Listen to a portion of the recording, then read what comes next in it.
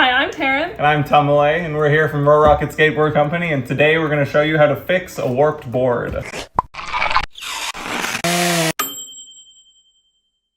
Your board can warp after pressing if you leave it out for a long period of time, if there's a lot of humidity, or if you leave it out in the sun.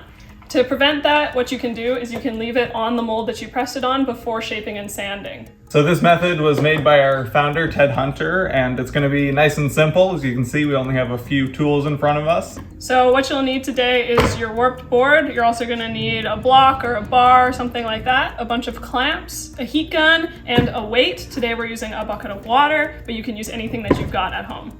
So usually to see if your board is warped, you'd want to get two rulers or flat things, put them here, and then you can take a look and you can see one of the sides will be up or down. Oh man. That's a warped board.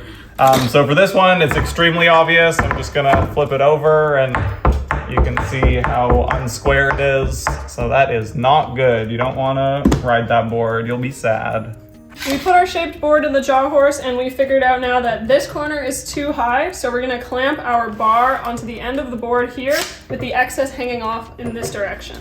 Now we've clamped it down, I'm just making sure it's nice and secure and these things can't slip or fall in this process. Now we're gonna put our bucket onto the end of our bar, and you can see that it will allow the board to bend back into the shape that we want it to go.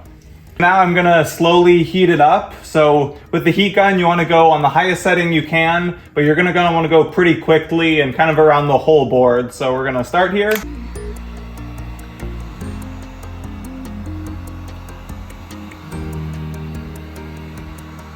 We're gonna go heat from the underneath a little bit too.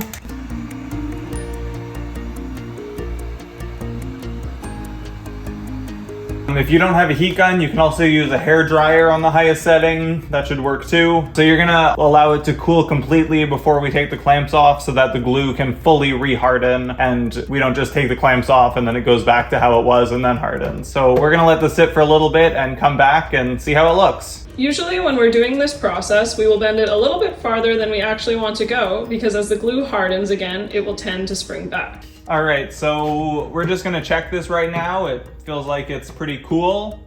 I have a feeling that it might not have worked fully, so we might have to move the leverage over a little bit and then do it again. So we're gonna give it a little look-see here. It looks like it's still a little bit off, so we're just going to increase the weight and the position of the bar and repeat the process.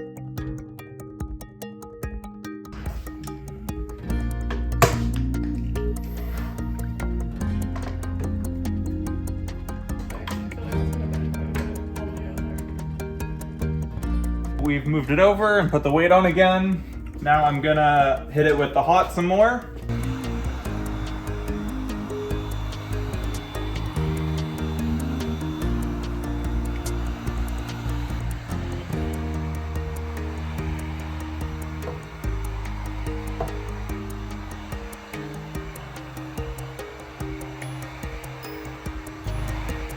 So we're gonna take off the weight and see how we did. So now that we've unclamped it, it is nice and square and level, and we can finally make it into a good skatable board. If you guys have any questions, feel free to call or email us or leave a comment below. You can also visit roarockit.com to get any board building supplies you may need. Thanks for watching!